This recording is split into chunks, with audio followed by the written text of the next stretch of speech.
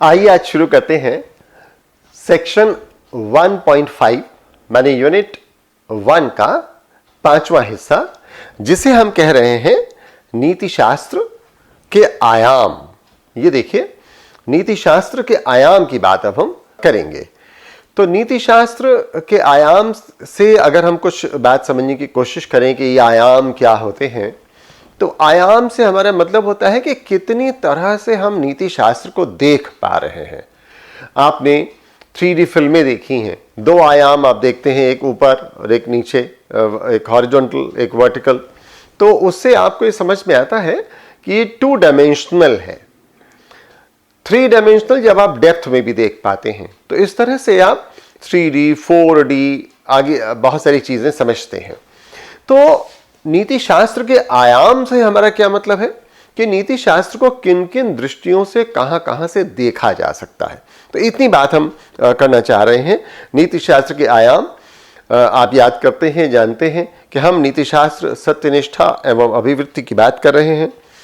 हमने इस पूरी यूनिट 1 को अलग अलग सेक्शंस में बांटा है और अब हम बात करने जा रहे हैं डायमेंशंस ऑफ एथिक्स या नीति शास्त्र के आयाम की। तो ये हुए नीति शास्त्र के आयाम। नीति शास्त्र के आयामों को हम 4 तरह से देख पा रहे हैं। 4 आयाम हैं इसके। कौन कौन से? एक है वर्णनात्मक नीति शास्त्र, डिस्क्रिप्टिव एथिक्स। दूसरा मेटा एथिक्स या अधि नीति शास्त्र। तीसरा है मानकीय नीति शास्त्र या नॉर्मेटिव एथिक्स। चौथा है अनुप्रयुक्त या अप्लाइड नीति शास्त्र। तो आइए देखें कि अलग अलग ढंग से इस वर्णनात्मक, अधि, मानकीय और अनुप्रयुक्त नीति शास्त्र को हम कैसे समझते हैं। मोटे तौर पर वर्णनात्मक नीति शास्त्र वह नीति शास्त्र है जो इसका पूरा वर्णन करता है कि नीति शास्त्र क्या है, यानी लोग किसे सही मानते हैं। ये भी सही है, ये भी सही है, ये भी सही है, लोग किसे सही सोचते हैं। ये हुआ वर्णनात्मक। अब दूसरी बात हमारे सामने आ रही है मेटा एथिक्स की, यानी अधिनीति शास्त्र की। सही का अर्थ क्या है, किसे सही कहें। एक तो वर्णन देखा कि ये सही है, ये सही है, ये सही नहीं है। अब जब पता चला मोटे तौर पर कि इसको सही कहा जा रहा है और इसको सही नहीं माना जा रहा है, तो फिर आइए देखें कि जो भी सही है वो क्यों सही है, उसका अर्थ क्या है। और जब ये पता चल जाए कि सही का अर्थ क्या है, तो फिर हम कुछ मानक बना पाएंगे, निर्देश दे पाएंगे, यानी लोगों को कैसे कार्य करना चाहिए। और इतना समझने के बाद हम आगे आ गए अनुप्रयुक्त अप्लाइड, यानी हम नैतिक ज्ञान को व्यवहार में कैसे डालें। 4 बातें हो गई। पहले ही देखा कि जो किया जा रहा है उसे किसे सही माना जा रहा है। फिर ये देखा कि जब सही माना जा रहा है, यानी क्यों सही माना जा रहा है, कैसे सही माना जा रहा है, तो उसको आइए परिभाषित कर लें। सही का अर्थ क्या है। अब जब ये पता चल गया कि सही का अर्थ क्या है, तो स्टैंडर्ड्स बनने शुरू हो गए, लोगों को कैसे कार्य करना चाहिए। और अब जीवन की विभिन्न विधाओं में, अंगों में हमें ये जो सही और गलत है, या ये हमें कैसे करना चाहिए, क्या करना चाहिए, को हम कैसे व्यवहार में ले आएं, ये जो व्यवहारिक बात है, इसको हम अनुप्रयुक्त नीति शास्त्र कहते हैं। एक एक करके इसके बारे में आइए और विस्तार से चर्चा करते हैं। तो सबसे पहले हम बात करेंगे डिस्क्रिप्टिव या वर्णनात्मक नीति शास्त्र की। डिस्क्रिप्टिव या वर्णनात्मक नीति शास्त्र। लोग किसे सही सोचते हैं, मानते हैं, आमतौर से स्वीकार करते हैं, यह दोस्तों हुआ वर्णनात्मक नीति शास्त्र। यानी वर्णन कर रहे हैं कि किसे सही माना जाए, किसे सही माना जाए और क्यों माना जाए, किसे मूल्यवान माने, किसको हम महत्व दें, मूल्य दें, किसे मूल्यवान माने और क्यों माने। अब ये जब क्यों की बात आती है तो आगे हम और बात बढ़ जाती है हमारी। इसी को तुलनात्मक नीति शास्त्र भी कहते हैं, यानी ये समझते हैं हम कि ये सही है और ये सही नहीं है। तो जो सही नहीं है और जो सही है दोनों में तुलना कर ली तो ये तुलनात्मक नीति शास्त्र भी हो जाता है। यह लोगों के विचार तथा व्यवहार का अध्ययन करता है, बताता है कि किसको सही माना जा रहा है, क्यों सही माना जा रहा है, कैसे सही माना जा रहा है, और ये नैतिक निर्णय लेने की प्रक्रिया को ऑब्जर्व कर रहा है, अवलोकन कर रहा है कि अच्छा इसको ऐसे किया गया था तो सही माना गया, इसको ऐसे किया गया था तो सही नहीं माना गया। और जब ये हमने समझ लिया तो फिर हमने क्या किया, परिभाषित कर दिया। परिभाषित करने के बाद इसको हम आगे प्रयोग करेंगे। कैसे प्रयोग करेंगे वो हम समझ रहे हैं, लेकिन क्या ये बात यहीं रुक गई? क्या कोई परिभाषा जहां परिभाषित कर दी गई कोई चीज या वो परिभाषा बन गई तो क्या वो रुक जाएगी? कुछ नहीं रुकता इस धरा पर। यह सब परिवर्तनशील है, निरंतर बदल रहा है, तो हम इसमें हो रहे परिवर्तनों का भी अध्ययन करते रहते हैं। यानी हमने वर्णनात्मक नीति शास्त्र में, डिस्क्रिप्टिव एथिक्स में ये समझा कि क्या है नीति शास्त्र, उसका पूरा वर्णन कर डाला। और जब वर्णन कर डाला तो फिर अगली बात आ गई अतिनीति शास्त्र, यानी सही का अर्थ क्या है, डिफाइन कर लिया। जब डिफाइन कर लिया तो फिर विश्लेषण भी कर पा रहे हैं कि किसे सही मानेंगे, किसे नैतिक मानेंगे और किसे नैतिक नहीं मानेंगे। और अब जब ये हो गया तो नैतिक निर्णयों के स्वरूप, शब्दों के अर्थ और प्रयोग इत्यादि को हम स्पष्ट रूप से समझ पा रहे हैं। इसका स्पष्टीकरण हमें मिल जाएगा। यह हो गई मेटा एथिक्स। मेटा एथिक्स को आइए देखते हैं कि दर्शन शास्त्र परिभाषा कोश में कैसे परिभाषित किया गया है। तो वैज्ञानिक एवं तकनीकी शब्दावली आयोग के दर्शन शास्त्र परिभाषा कोश को ही हम मानक मानते हैं, वही मानक है। मैं आपको कई बार बता चुका हूं कि भारत सरकार जो भी परिभाषित कर रही है, जो भी प्रकाशित कर रही है, वह प्रशासनिक सेवाओं के लिए महत्वपूर्ण है और उसी पर ध्यान दीजिए। तो फिर आइए देखें इस परिभाषा को। आधुनिक विश्लेषणवादी दार्शनिकों के अनुसार मानकीय नीति शास्त्र से भिन्न वह शास्त्र जिसमें शुभ या अशुभ इत्यादि शब्दों के अर्थ और प्रयोगों का विवेचन किया जाता है तथा नैतिक संप्रत्ययों और निर्णयों का विश्लेषण किया जाता है, इसे हम मेटा एथिक्स कहते हैं, ये अधिनीति शास्त्र कहते हैं। तो किसे कहते हैं मेटा एथिक्स? जहां शुभ इत्यादि शब्दों के अर्थ और प्रयोगों का इस्तेमाल किया जा रहा है, उसका विवेचन किया जा रहा है कि कहां से यह आता है, कैसे इसको माना जाए। शुभ अशुभ शब्दों के अर्थ और प्रयोगों का विवेचन किया जाता है और नैतिक संप्रत्ययों और निर्णयों का विश्लेषण किया जा रहा है, तो उसे हम दोस्तों अधिनीति शास्त्र कहते हैं। दो बातें हमारे सामने स्पष्ट हो गई। वर्णनात्मक, जहां हमने ये देखा कि व्यवहार में जो भी किया जा रहा है उसे किसे सही माना जा रहा है और किसे सही नहीं माना जा रहा है। दूसरी बात, मेटा एथिक्स या अधिनीति शास्त्र, अब हमने सही को परिभाषित करना शुरू कर दिया। ओहो, ये तो बड़ी अच्छी बात हो गई। यानी अब हम मानकों को भी समझ सकते हैं, यानी क्या किया जाना चाहिए, लोगों को कैसे कार्य करना चाहिए, अब हमें पता लगने लगा। पहले हमने देखा कि लोग कैसे कार्य करते हैं, किसको सही मानते हैं, किसको गलत मानते हैं। जब हमने ये समझ लिया तो हमने सही को परिभाषित कर लिया। जब हमने सही को परिभाषित कर लिया तो फिर हमने ये भी तय कर दिया कि लोगों को कैसे कार्य करना चाहिए। तो मानकीय नीति शास्त्र स्टैंडर्ड बना दे रहा है। मानकीय नीति शास्त्र में हम क्या बात कर रहे हैं? नैतिक मानकों की बात कर रहे हैं, नियमों की बात कर रहे हैं और आदर्शों की बात कर रहे हैं। ये आदर्श, नियम या मानक वह होंगे जिनका पालन हम कहते हैं कि व्यवहारिक जीवन में हम सबको करना चाहिए। और अगर हम ऐसा कर रहे हैं तो जो भी हम करेंगे उसको हम नैतिक मानेंगे, सही मानेंगे। इन आधारों पर मानवीय आचरण का नैतिक मूल्यांकन किया जाता है। इसे आदर्शमूलक या नियामकीय नीति शास्त्र भी कहते हैं। क्यों? क्योंकि यह आदर्श स्थापित कर रहा है या रेगुलेट करने की कोशिश कर रहा है कि आप अगर ये वाला काम करते हैं तो नीति मानी जाएगी, नीति युक्त माना जाएगा, और अगर कोई और काम कर रहे हैं तो उसे नीति युक्त नहीं माना जाएगा। यहां निर्णय लेने में नैतिक सिद्धांतों का प्रतिपादन किया जाता है। यह निर्देश देता है, बताता है कि क्या किया जाना चाहिए। अब देखिए कितनी खूबसूरत यात्रा है। पहले हमने देखा कि किसको सही माना जा रहा है, फिर हमने सही को परिभाषित किया, और अब हमने इस परिभाषा के आधार पर बताया कि आप क्या करें और क्या ना करें।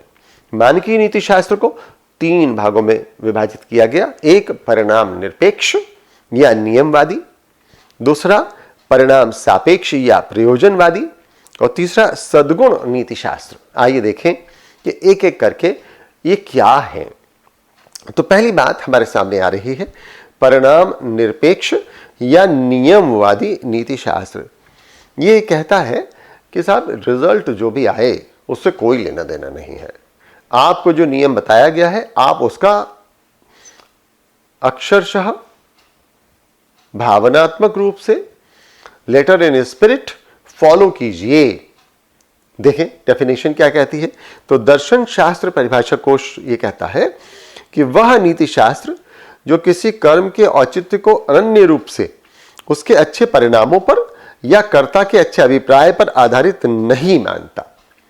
रिजल्ट क्या आए उससे कोई लेना देना नहीं, हमने किस तरह से किया था, क्या पर्पस था, कोई लेना देना नहीं। तो बात क्या है, यह परिणाम निरपेक्ष है। कोई परिणाम हो आप करिए वही जो सही है। तो इसको हम कहते हैं परिणाम निरपेक्ष नीति शास्त्र। यानी इसमें क्या हुआ, परिणामों के आधार पर किसी क्रियाकलाप के नैतिक मूल्य निर्धारण को अस्वीकार कर दिया गया, इसको माना नहीं गया। हम क्या कर रहे हैं, इसको हम अस्वीकार कर दे रहे हैं। किस बात को अस्वीकार कर दे रहे हैं, परिणामों को, प्रयोजन को। हम किस बात को स्वीकार कर रहे हैं, केवल एक ही मानदंड है हमारे पास, वो है कि जो नियम है, नैतिक नियम, आदर्श, मानदंड, उन्हीं के अनुसार आप काम कीजिए। यदि आप काम उनके अनुसार कर रहे हैं, चाहे जो हो, वो काम नैतिक हो गया। तो ये दोस्तों हुआ परिणाम निरपेक्ष नीति शास्त्र। इसके 3 सिद्धांत हैं। एक गीता का निष्काम कर्म, दूसरा कांट का नीति मीमांसा, और तीसरा अंतः प्रज्ञावाद। एक एक करके गीता का निष्काम कर्म हम सब जानते हैं। गीता में मनुष्य को परिणाम पर ध्यान देने की बात ही नहीं कही गई है। भगवान श्री कृष्ण कहते हैं कि आप काम करिए, परिणाम मुझ पर छोड़ दीजिए और अपना धर्म निभाते हुए काम करते जाइए। यानी जिसको आप सही समझते हैं उसको आप काम कीजिए। तो यहां कर्म पर ध्यान देने की बात कही गई है और परिणाम की चिंता नहीं की गई है, यानी परिणाम निरपेक्ष हो गया। कांट क्या कहते हैं, कांट भी यही कहते हैं कि नीति सिद्धांतों के कठोर पालन से प्राप्त फलों की परवाह किए बिना कानून या शुद्ध सिद्धांत का पालन कीजिए, वह कीजिए जो ठीक है, परिणाम भगवान पर छोड़ दीजिए। यानी तीसरी बात यहां का क्या आ जा रही है कि मुझे जो सही लगता है वह भी मैं कर सकता हूं। या तो कुछ मुझे कानून मिलेंगे, नियम मिलेंगे, मानक मिलेंगे, आदर्श मिलेंगे, उनके अनुसार कार्य करूंगा, और नहीं तो मुझे जो सही लगता है वो मैं काम करूंगा। जब मुझे कोई नियम, कानून, आदर्श, नियामक कुछ बातें मिलेंगी तो भी मुझे चुनाव की स्वतंत्रता होगी कि मैं किसको इनमें वरीयता दूं।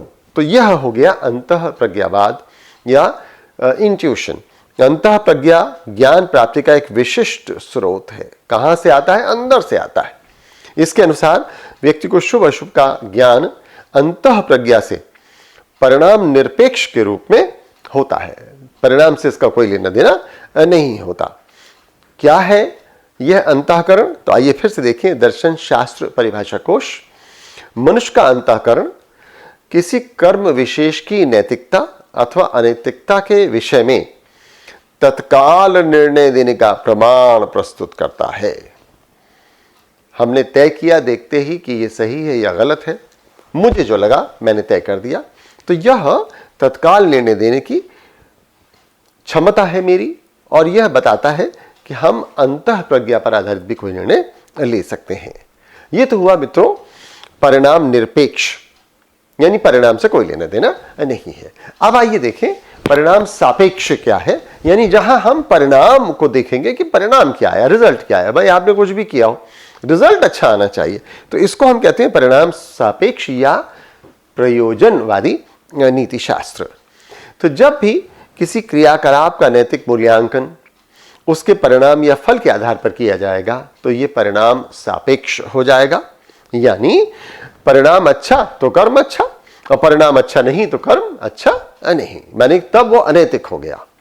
इसका मतलब क्या हुआ कि हम सदैव यह देख रहे हैं कि परिणाम कैसा है।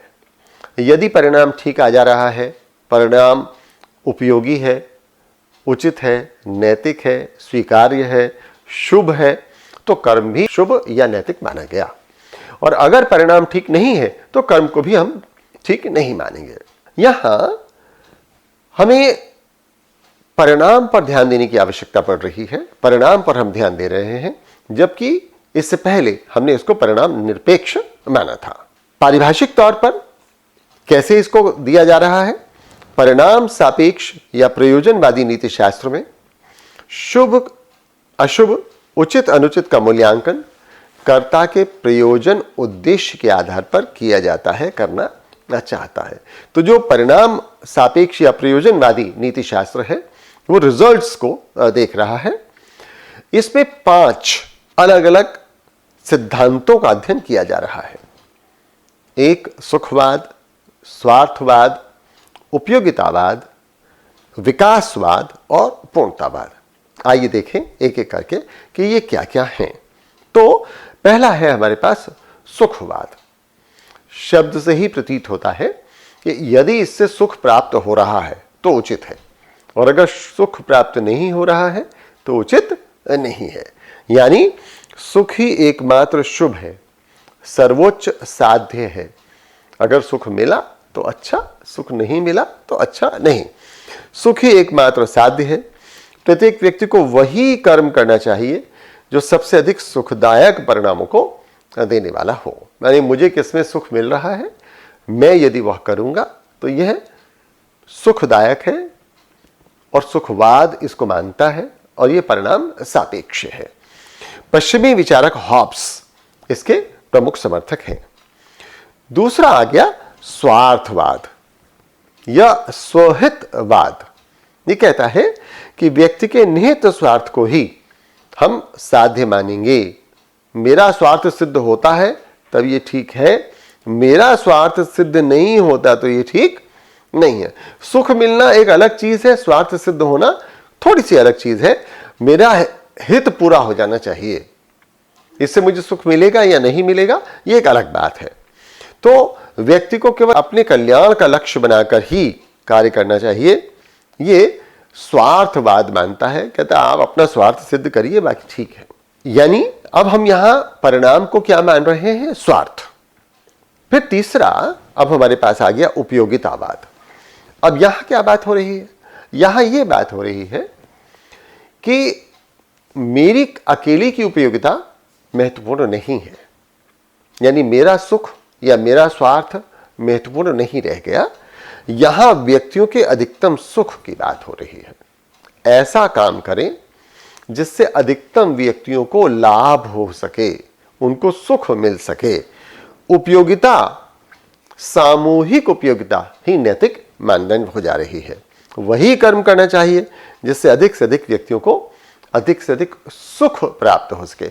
है सुख, है उपयोगिता, है स्वार्थ, लेकिन किसके लिए?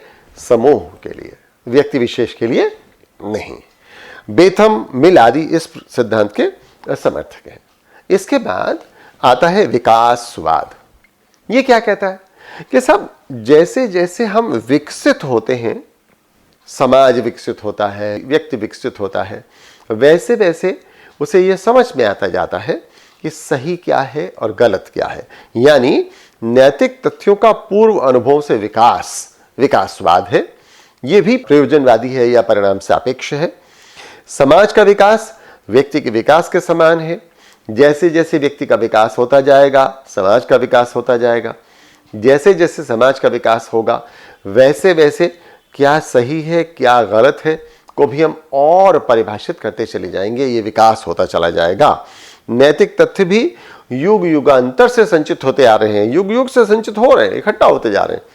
वो इकट्ठे नियम जो है वो हमारे लिए नैतिकता को परिभाषित करते हैं। यह सरलता से जटिलता की ओर जा रहा है।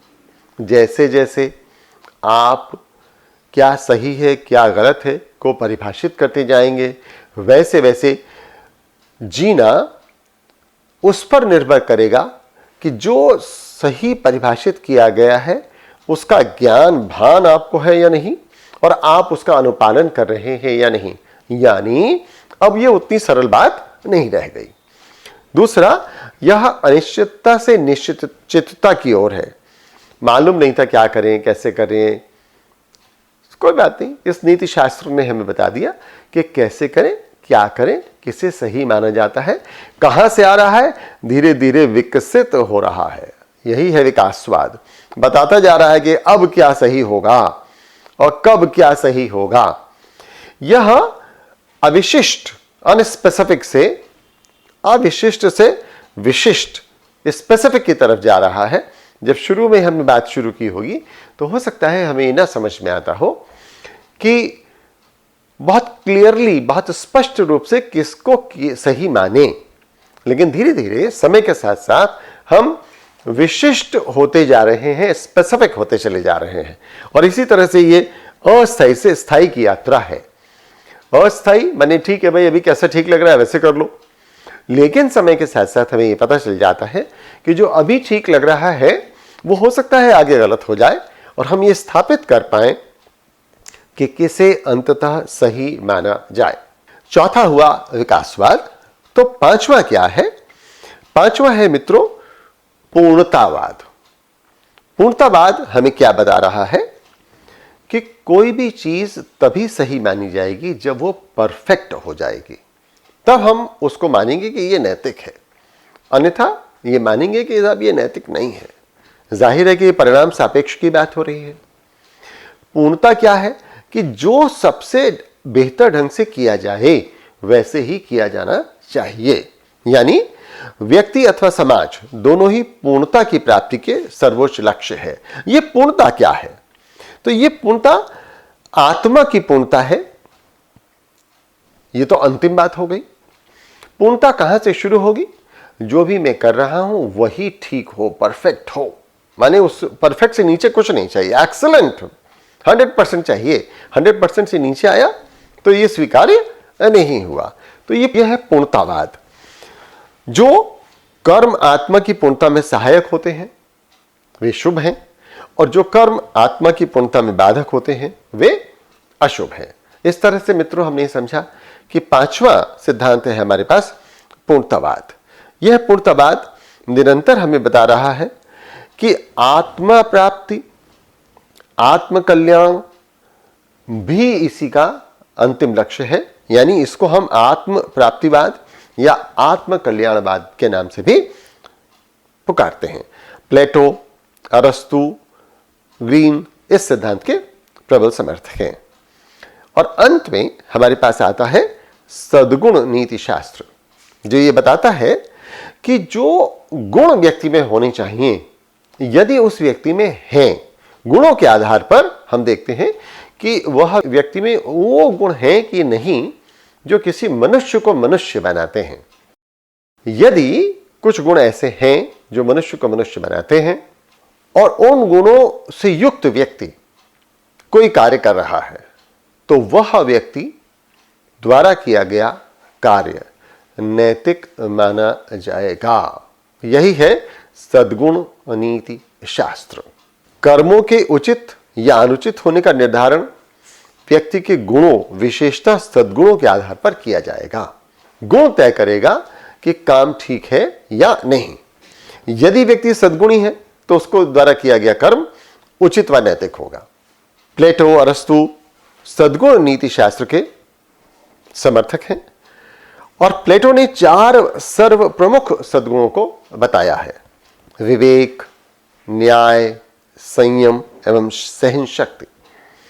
अलग अलग समाज अलग अलग गुणों को सद्गुण बता सकते हैं। हम अभी कौन कौन से सद्गुण होंगे इसकी चर्चा नहीं कर रहे हैं, ये हम आगे बहुत सारी चर्चाएं करेंगे। हमारी अगली यूनिट्स में मूल्यों की, सद्गुणों की बहुत चर्चा की गई है। अभी हम इस पर समय नहीं लगा रहे हैं। हम यहाँ सिर्फ इतनी बात समझ रहे हैं कि कोई एक थॉट है जो कहता है कि कुछ सद्गुण हैं, कुछ जो सद्गुण हैं उनमें से 4 हमने अभी आपको बताए प्लेटो के अनुसार: विवेक, न्याय, संयम एवं सहन शक्ति। यदि इन सद्गुणों से युक्त व्यक्ति कोई कार्य कर रहा है तो उस कार्य को हम नैतिक कार्य मानेंगे। ये मित्रों हमने आज एक छोटी सी परिचर्चा की नैतिक शास्त्र के आयामों की। जाहिर है कि इसमें अभी हम 4 में से 3 को ही देख पाए हैं। ये 4 नीति शास्त्र के आयाम हैं: वर्णनात्मक, अधिमानकीय। अभी अनुप्रयुक्त नीति शास्त्र हमारे लिए बचा हुआ है, तो इस अनुप्रयुक्त नीति शास्त्र की चर्चा हम अभी करेंगे।